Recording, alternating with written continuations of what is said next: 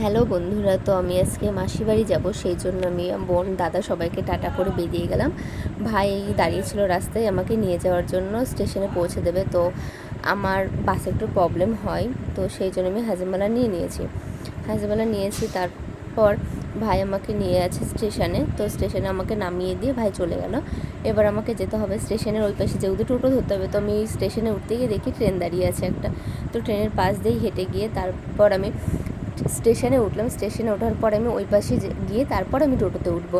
তো ফাইনালি আমি টোটোতে উঠেই গেলাম। টোটোতে উঠে এবার আমি যাবো বাস স্ট্যান্ডে, যেহেতু আমাকে বাস ধরতে হবে। আমি বেতায় যাব। বাসটা ধরার পর দেখি একটা বাস বেরিয়েই গেল, তো তারপর আমাকে নেক্সট বাস ধরতে হবে। তো নেক্সট বাস ধরার জন্য আমি নেক্সট বাস উঠেই গেলাম। এবার বাস তো ছাড়ছে না, প্যাসেঞ্জার আটছে না, তাও প্যাসেঞ্জার তুলতেই হবে বাসওয়ালা দাদাদের। তো বাসটা ছাড়লো। বাস ছাড়ার পর আমি জানতাম ভাই আমাকে নিতে আসবে বলেছিল ফোন করে।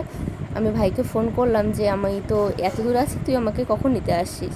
তো ভাই বললো তুই যখন নামবি তখন, তার আগে আমাকে ফোন করে দিবি। তো আমি ভাইকে ফোন করছি যে আমি ঢুকছি, তাও ভাই বলছে ঠিক আছে আমি যাচ্ছি করতে করতে। তো আমি বাস থেকে নেমে তারপর ভাইকে ফোন করে দিলাম। ফোন করার পর ভাই এসে নিয়ে গেল। ভাই নিয়ে সব থেকে আমি একটা মাসির বাড়ি যাওয়ার পর একটা বিষয় অবাক হয়েছি, যে বাড়িতে মাসি নিজেই ছিল না।